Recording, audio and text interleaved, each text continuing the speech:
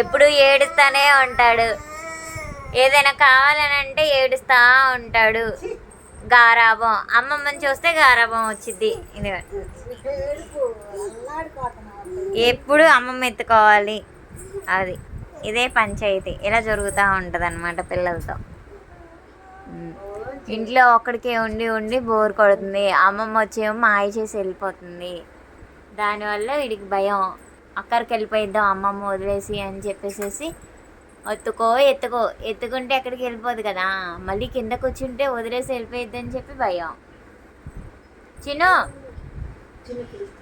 చిన్ను ఇచ్చుడు, ఇక్కడే ఉంటావా? నేను వెళ్ళి పని చేసుకుంటా. ఇంకా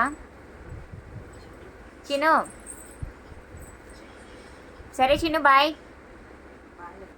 బాయ్.